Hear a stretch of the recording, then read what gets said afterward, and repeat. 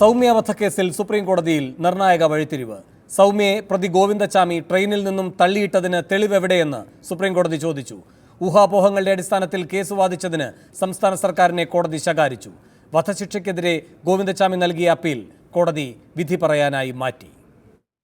സൗമ്യ വധക്കേസിൽ വധശിക്ഷ ശരിവെച്ച ഹൈക്കോടതി വിധിക്കെതിരെ പ്രതി ഗോവിന്ദച്ചാമി നൽകിയ അപ്പീൽ പരിഗണിക്കവെയാണ് സുപ്രീം കോടതിയുടെ സുപ്രധാന നിരീക്ഷണം.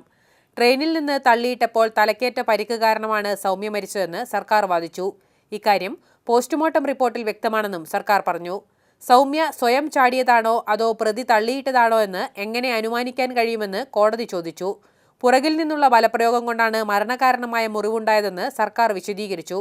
ഓടുന്ന ട്രെയിനിൽ നിന്ന് ചാടിയാലും സമാന സ്വഭാവമുള്ള മുറിവുണ്ടാകില്ലേ എന്ന് കോടതി മറുചോദ്യം ഉന്നയിച്ചു. ഇതിന് കൃത്യമായ വിശദീകരണം നൽകാൻ സർക്കാർ അഭിഭാഷകന് കഴിഞ്ഞില്ല. തുടർന്നാണ് ഊഹങ്ങൾ കോടതിക്ക് മുന്നിൽ വന്ന് പറയരുതെന്ന് ജസ്റ്റിസ് രഞ്ജൻ ഗൊഗോയ് അധ്യക്ഷനായ ബെഞ്ച് പറഞ്ഞത്. സൗമ്യ ബലാത്സംഗത്തിനിരയായെന്ന കാര്യം ബോധ്യപ്പെട്ടിട്ടുണ്ടെന്ന് കോടതി വ്യക്തമാക്കി.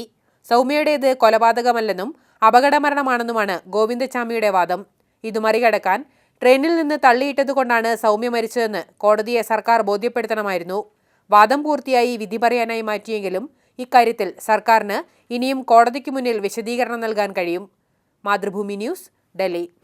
ആളൂരിനെ ആളാക്കിയതാര് എന്നാണ് സൂപ്പർ പ്രൈം ടൈം ചർച്ച ചെയ്യുന്നത്. ഈ വിഷയത്തിൽ പ്രതികരിക്കാൻ സൗമ്യയുടെ അമ്മ സുമതി, ഗോവിന്ദച്ചാമിയുടെ അഭിഭാഷകൻ advocate BA Aloor, നിയമവിദഗ്ധൻ advocate PS Sreedharan Pillai, CPM നേതാവ് MR Murali, പൊതുപ്രവർത്തകയും അധ്യാപികയുമായ Geetha, Kerala medico legal സൊസൈറ്റിയുടെ സെക്രട്ടറി ഡോക്ടർ ഹിതേഷ് ശങ്കർ എന്നിവർ.